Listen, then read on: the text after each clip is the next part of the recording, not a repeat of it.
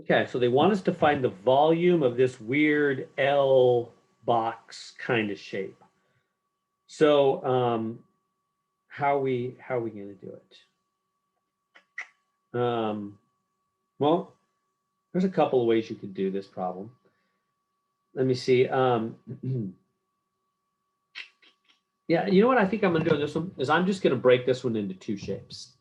I was thinking about doing subtraction, and you could do it by subtraction if you really wanted. You could do it by subtraction, but I think this one will be a little easier if I just break it right here. Do you know what I mean? Just break it right there. If you can picture this part that goes straight down and straight over, you know, and I better use my tool to do better drawing here. So this part goes straight like that. This part goes down like that, straight over. Oops.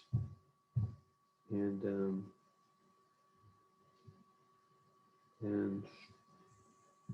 like that. Oop, kind of blew that. There we go. I don't know if you can picture that part back here. Whoops, it wasn't so good. What happened there? I'm in a little trouble. Okay. I don't know what the issue seems to be. Okay.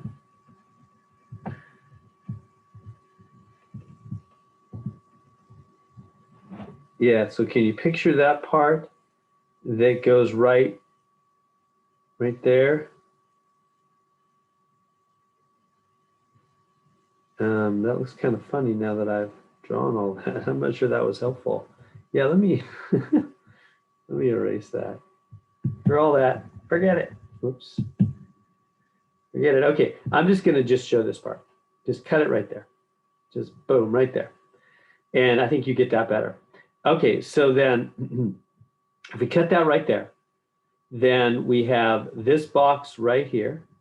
I'm going to draw this guy. Maybe this will be better. Draw this guy right here. Right? Let's just find him. So he's a box.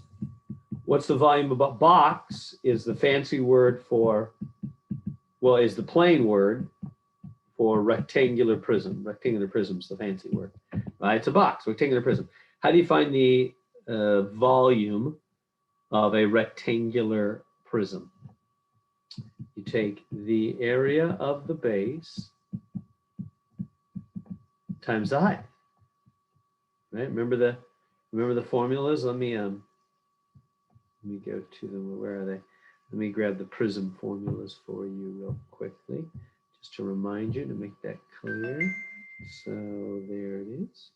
Okay, so for a prism, which is like a box, right? You can be a triangular prism, top and bottom triangle, or you can be a rectangular prism, top and bottom rectangles. That's what we have. That's a box. This is the box right here. How do you find the volume? Well, it's area of the base times the height. Why? Because all the layers are the same. If you're a box, like this big Rubik's Cube thing, if every layer is 20, if every layer is 4 by 5, if every layer has 20, then you can just take how much one layer times how many layers high. See how you just have to take the area in one layer and then multiply by how many layers the height is? 4 layers of 20, clearly there's 80 cubes there, aren't there? Right? Every layer is the same, so you can just take one layer times the height, how many layers high it is, to get the total volume. Well, that's what we're going to do with this box. We're going to take the area of the base. So what's the base? Well, it's 4 by 8, right? The width is 4, the length is 8. And what's the height?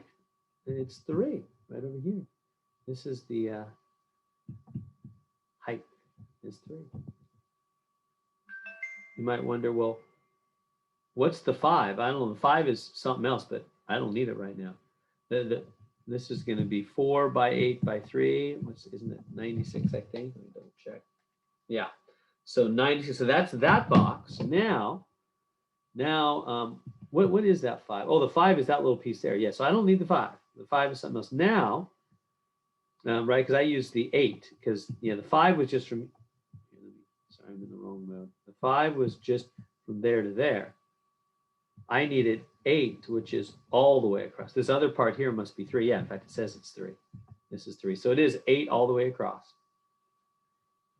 So 4 is the width, 8 is the length, 3 is the height. We did that correct. So there's the volume of that part of the box. Now let's do the other part of the box, which is this part over here. You can kind of picture it. Right, that part of the box. What's the volume? That's another box. It's another part of the box. It's another rectangular prism. And how do you do the volume of a rectangular prism? It's the area of the base, whatever's on the ground floor, times the height. Again, what's the base? I don't know. The base is 5 by 8. If you put this back part in here, the base is 5 by 3. See this 3 right here, this 3? The base is 5 by 3, and the height is also 3. This is the height right here. You see that? See how the base is 5 by 3? Because I took this 3 right here. The base on the ground floor down there, I could draw a little bit better down here. This ground floor base is 5 this way, 5 this way, and 3 that way because of this 3 right here. So the base is 5 by 3, and the height is 3 as well. So that's 45. So then we just add 45 and 96. Total volume, 45 plus 96. We're just adding up those two different boxes. So for each box, we just did area base times height. So 45 plus 96, I'm getting 141 for the total volume of that L-shaped box, which is really 2 boxes connected together. So rather than do it by subtraction, which I could have done this problem by, subtracting out the hole, doing the whole shape, subtract out the hole that's there. But I think it's easier on this one anyway, to just do 2 boxes and add them up. So I did this box first, and the area of the base is width times length, 4 times 8, height 3, 483. And then the other box is 5 by 3 on the ground, height 3, 533, and just add those 2 together for the total volume. And so there we go.